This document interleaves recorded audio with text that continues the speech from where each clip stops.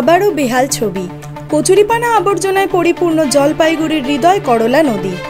দিন দিন জলপাইগুড়ির হৃদয় করলা নদীর দূষণ বেড়েই চলেছে। দূষণের মাত্রা এখন মারাত্মক আকার ধারণ করেছে, কারণ নদী এখন পরিপূর্ণ কচুরিপানা আবর্জনা সহ অন্যান্য নোংরায়। করলা নদীর জলের মাঝখানে রয়েছে পুকুরের মতো আস্তরণ, চারিদিকে কচুরিপানা খানাখন্দে ভরা। দূর থেকে দেখলে মনে হবে নদীর চেহারা বিকৃত হয়েছে, হারাচ্ছে নদীর নাব্যতাও।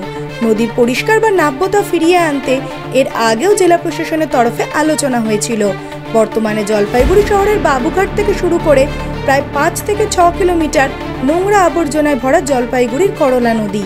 আজ পর্যন্ত নদীর কোনো সংস্কার হয়নি, তাই সকল মানুষই চান নদীর সংস্কার হোক। কচুরিপানা ভর্তি আছে, কিন্তু মোটামুটি বর্ষা হলে তো চলে যায়। বর্ষা হলে চলে যায়, এমনি ঠিকই আছে আগের থেকে। এই কি সংস্কার হওয়া উচিত? সংস্কার একটু পরিষ্কার পরিচ্ছন্ন হওয়া উচিত, কারণ জলপাইগুড়ির হৃদয় বলা হয়। হ্যাঁ, জলপাইগুড়ির মধ্যে একটা শহরের মধ্যে একটা নদী যাচ্ছে, তো এটা পরিষ্কার পরিচ্ছন্ন থাকলে ভালো হয়, মশামাছি হয়, তো এটাই। এখন পরিস্থিতি কি দেখছে? এখন তো চারদিকে কচুরিপানায় ভর্তি। হ্যাঁ, চারদিকে বৃষ্টি হলে অবশ্য পরিষ্কার হয়ে যায়, নদী সব চলে যায়। সংস্কার হওয়া দরকার, একটু দরকার। ব্যুরো রিপোর্ট, বঙ্গের খবর।